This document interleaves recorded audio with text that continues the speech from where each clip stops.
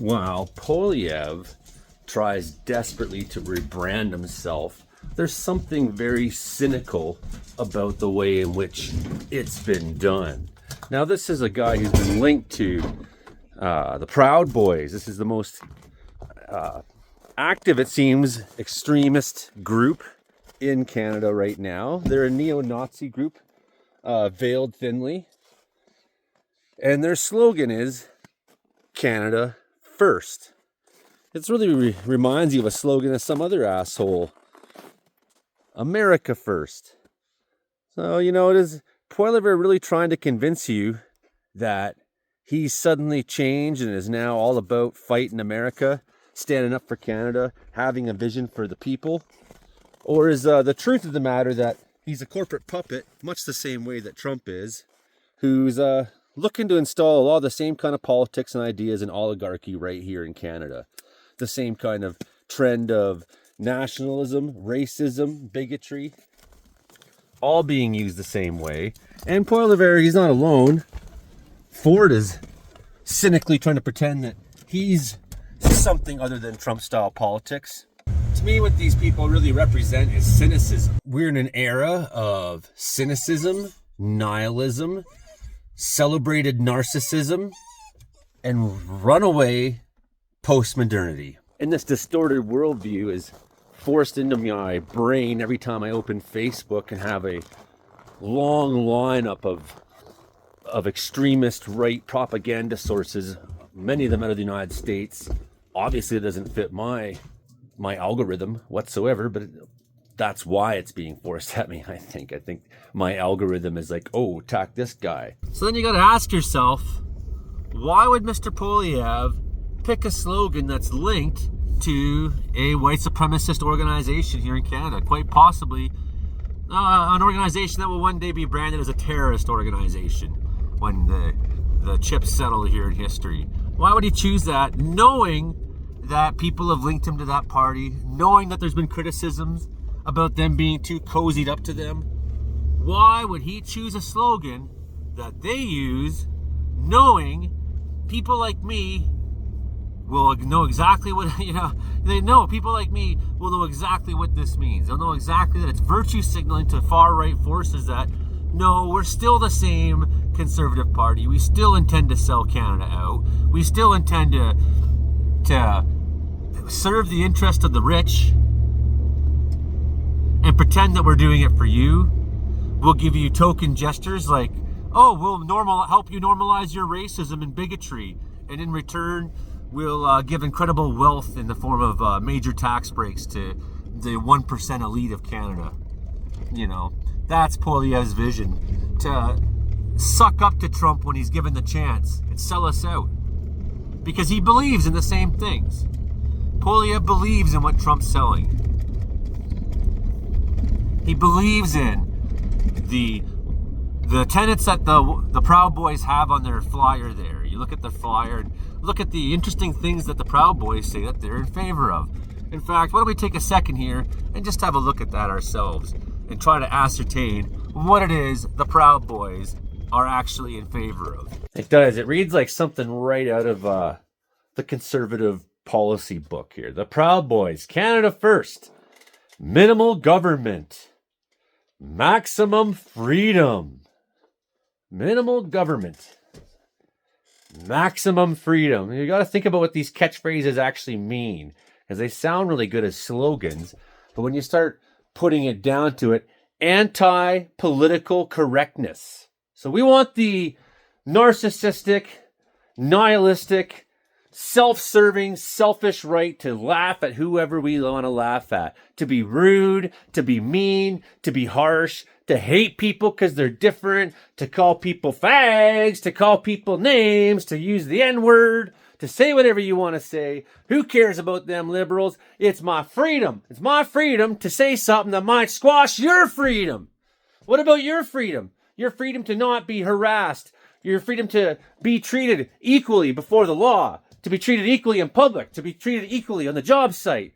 Well, how does their freedom trump your freedom? And if they're saying anti-political correctness, what they're saying is You aren't allowed to talk about your lack of freedom or your challenges because you're black or brown or, right? You get what I'm saying? So maximum freedom for who? The anti-drug war. Well, that's a page out of Trump's book right there, too. They want a fentanyl czar, I suppose, don't you? They're Proud Boys. They're the anti-drug war. Oh, yeah, these nice Christian boys there who are in favor of beating you up in the street if you're gay. Well, they're against drugs, even though they're on a concoction of fucking insanity. Closed borders they want. So they want maximum freedom, but they want closed borders. Maximum freedom, but you can't go here. What does this actually mean? Maximum freedom, anti-racial guilt. What are they trying to say? What are these closet Nazis who aren't that closeted trying to say? What they're trying to say is, if you want to talk about what residential school did to your family, these guys will say, they're trying to guilt us for being white. Fuck, it's so cynical. It's so nihilistic. It's a generation now of people who don't believe in anything.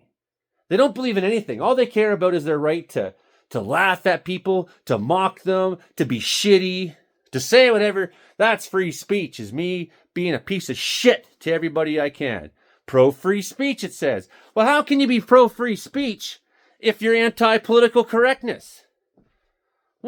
Who's deciding what kind of speech we're allowed to freely have if we're not allowed to freely have speech? Not allowed to have political correctness? Not allowed to talk about racism? It says no anti-racial great gate there. Okay, well, here's the only thing they have right. Pro-gun rights, yes, Canada. We need to rethink that quickly before Americans start trying to walk across the border with their extremist groups that are just like the Proud Boys. We need to have guns to protect ourselves from the Proud Boys and their friends down south in the United States who are going to come up here and possibly do terrorism someday in the name of Donald Trump. Glorifying the entrepreneur. Oh, Musk, he's such a big man there, Elon fucking Musk. I just can't. Oh, Elon, oh, you're so great. Take our freedom. Have all our money. We'll live in poverty. Here's my personal information. Here's my health information, Elon. Anything for you. Glorify the entrepreneur. Okay, and venerating the housewife. Venerating the housewife. So you want maximum freedom for white men. That's what the Proud Boys want. That's what Pierre Poilievre wants. That's what his fundamentalist, radicalized base of right-wing fucking freaks wants. Wake up. These are not anti-Trump people. These are the Trump people. These are the people coming to install Trumpist politics into your country, try to guilt you for it, try to condemn you, call you woke when you say this is bullshit. If Americans can survive 10 years of Greta Thunberg, you guys in Europe can survive a few months of Elon Musk.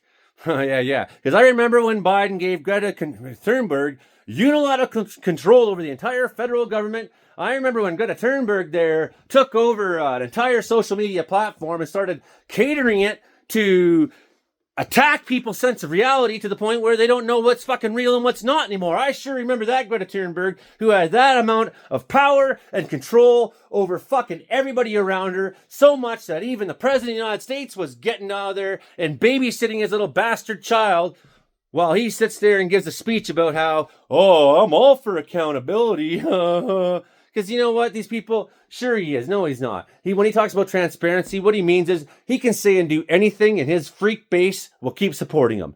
Not in Canada. That's who we're looking forward to having come into our country and start to run our politics.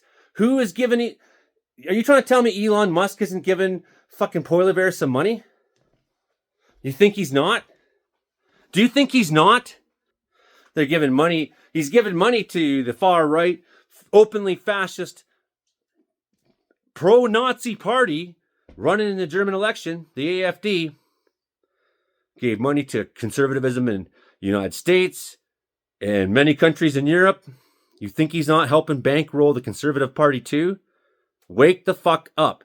We are being subverted from within inside by American and corporate interests. Maybe who you want to vote for, the one that fucking Trump hates the most. Not this, well, we'll pick someone that they'll like so that we can cozy up to them and get more from, no. We want to play hardball politics. You pick the person he fucking hates the most. That's who we roll with. So So say we go with Deputy Prime Minister there.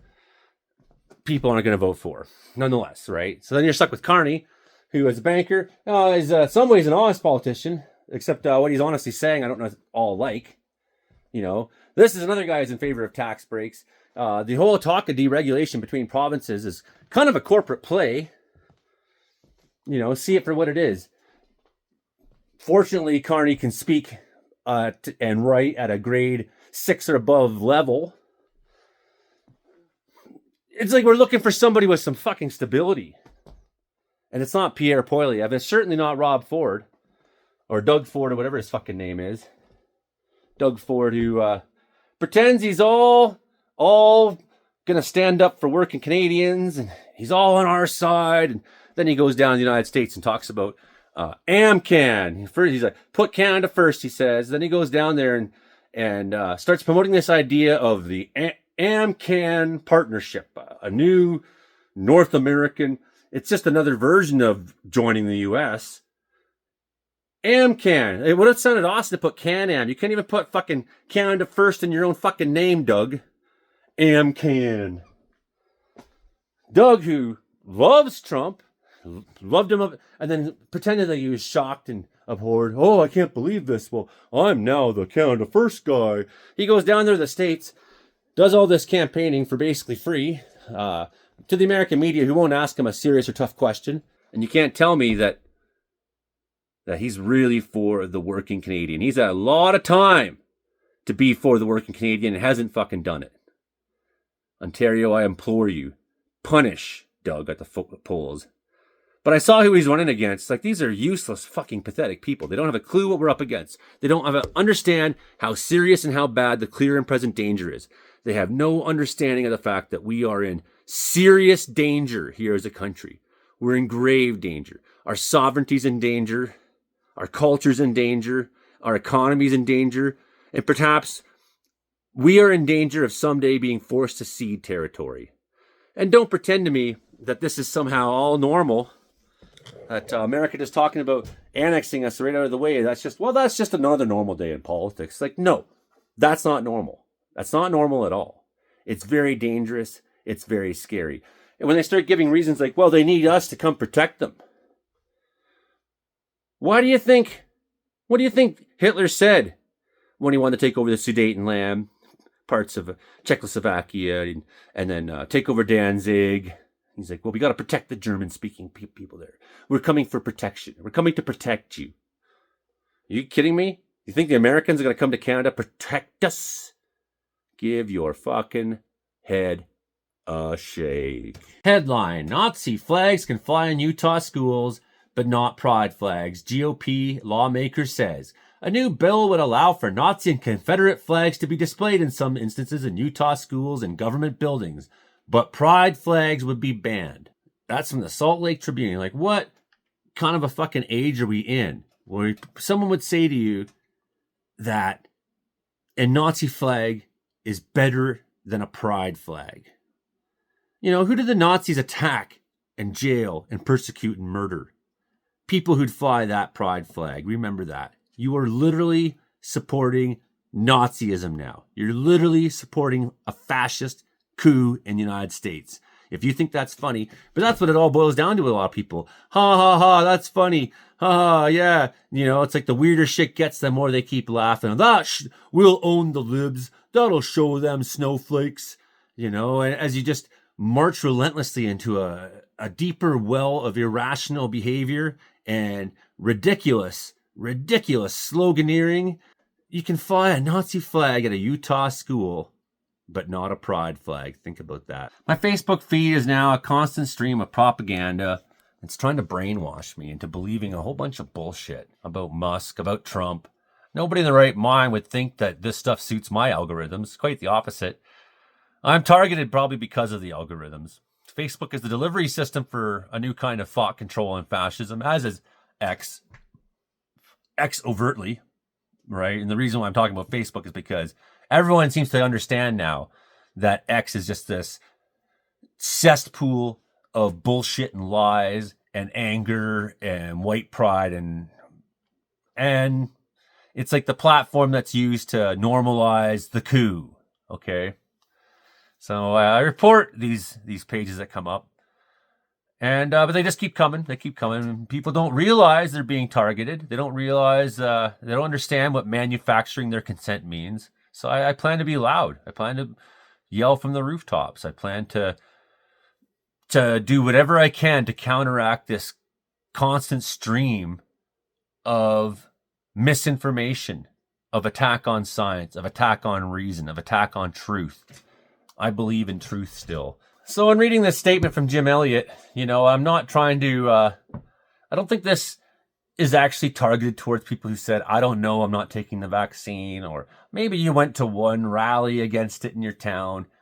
But maybe, I think what this is written towards is to like the organizers, to the people who really politically breathed and moved that onto Ottawa Convoy that happened, right? So Jim Elliott's asking, like, where are you now, right?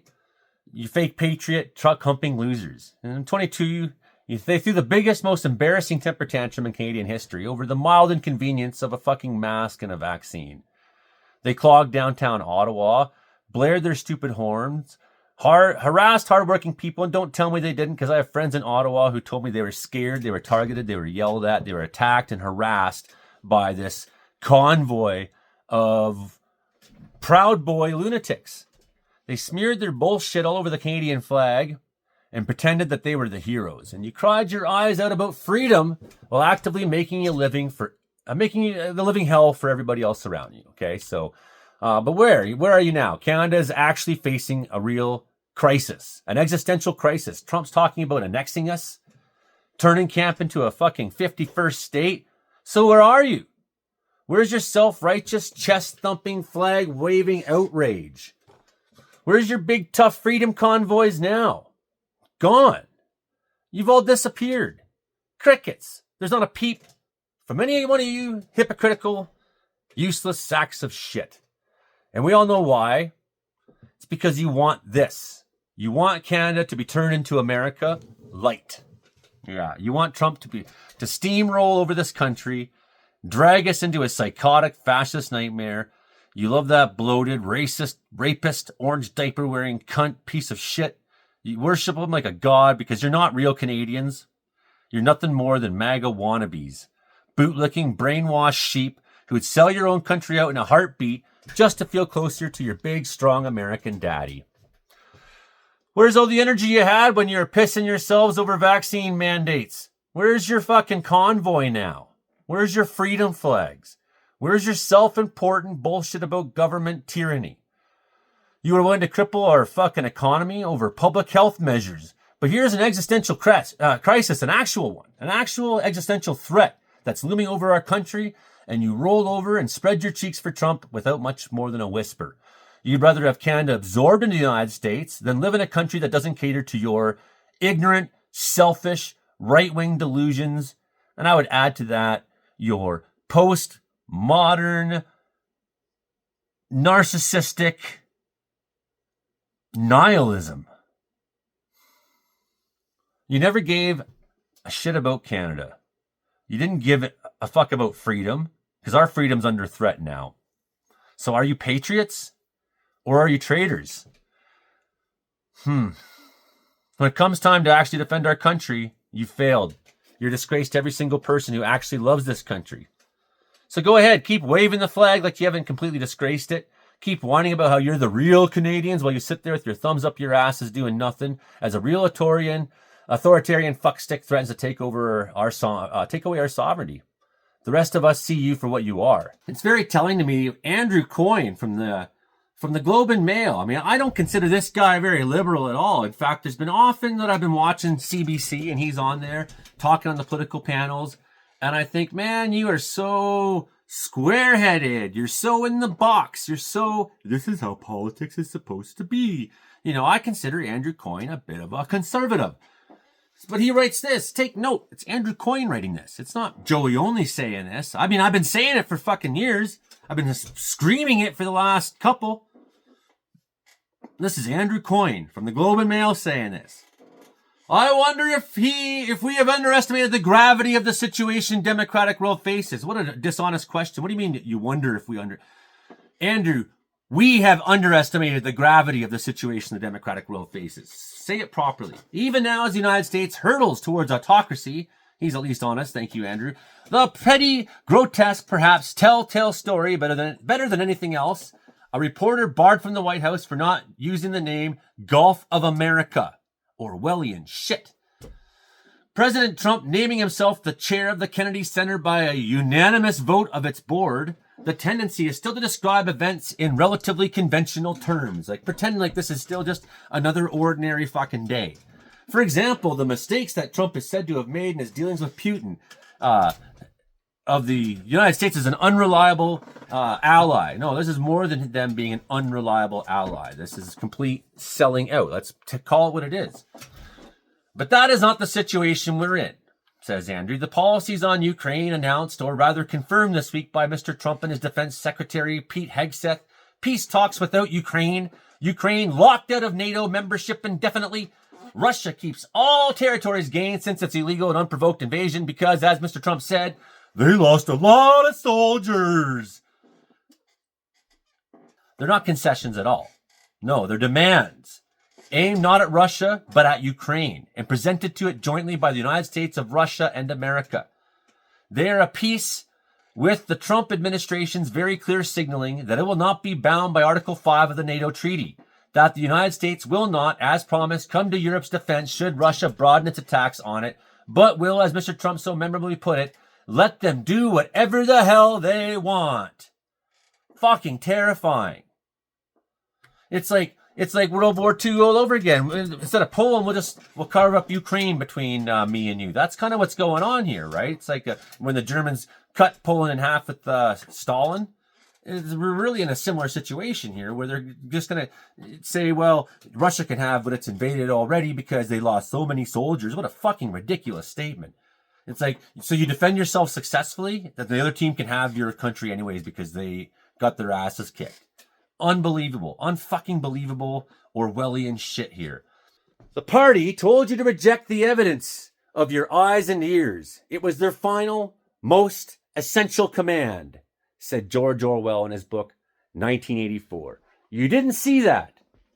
You know, it's like, we all saw the cops getting attacked at the January 6th rioters. No, you didn't see that. Didn't happen. No, I know I saw it. Crazy. We're going to crazy make you and pretend that it didn't happen. This reminds me of being married. Okay, well, you can give a lot of examples like that. Give a lot of examples like this. So, Elon, no, he didn't actually give a Nazi suit. Are you fucking kidding me? How long are you going to apologize for these guys? How long are you going to assume the best when they keep showing that they're up to the worst? This is not merely an abrogation of its treaty commitments or an abdication of America's historic responsibility or even a declaration that the way is now open for other hostile powers to launch attacks on democratic states. The U.S. under Mr. Trump cannot be considered an idle bystander in the great twilight struggle between the democrats, nations and dictatorships, as it was in the 1930s. It is clearly on the side of the dictatorships. This is Andrew Coyne saying this from the Globe and Mail. Andrew Coyne from Maclean's fucking magazine. This isn't Joey saying this. I mean, I've been saying this. This is somebody who you should regard as credible, regardless of what side of the political spectrum you're on. So the U.S. plans to invade Panama, Denmark, annex Canada. It's not just stepped outside the bounds of international law, including the basic Westphalian prescription of attempts to alter borders by force. Neither is a country that launches trade wars on a different country every day, including countries with which it has long-standing free trade treaties, reveal a simple lack of commitment to a rules-based approach to international trade. It's engaged in an all-out assault on both. It has become an outlaw state. Andrew Coyne is calling the USA an outlaw state. Good for you. You're a brave man. Braver than I thought. More spine than I thought you had, Andrew. And in this regard, it's aligning itself with dictatorships. This is what dictatorships do. It's intrinsic to their nature to ally with the other dictatorships around it. Just as they refuse to be bound by law internally, we're counting down the days to when the Trump administration defies its first court order, so they recognize no law in their dealings with other states, or any rules of any kind. You'll have noticed they also cheat at sports, as does Mr. Trump. It's not just the democratic world can no longer count in America. It is that America, under Mr. Trump, is no longer necessarily part of the democratic world. Neither fully democratic in its own affairs, nor committed to the welfare of other democracies. Hostile to both. If the international order is to be preserved, it will have to be preserved, in part, from the United States. Certainly, it will have to be rebuilt now without it. Which means abandoning all attempts to propitiate Mr. Trump on military matters in hopes of keeping NATO together. This is with the United States in it. Not only will that do nothing to strengthen NATO, an organization to which Mr. Trump is viscerally opposed, but our desire to strike a deal only invites him to use it against us as an instrument of blackmail. We need to come and face some unpleasant facts. NATO as a transatlantic democratic alliance is dead. Henceforth, the defense of Europe will be the responsibility of Europe. And the defense of Canada, wedged between the US and Russia, with the North an increasingly tempting prize, we better get some allies fucking fast here.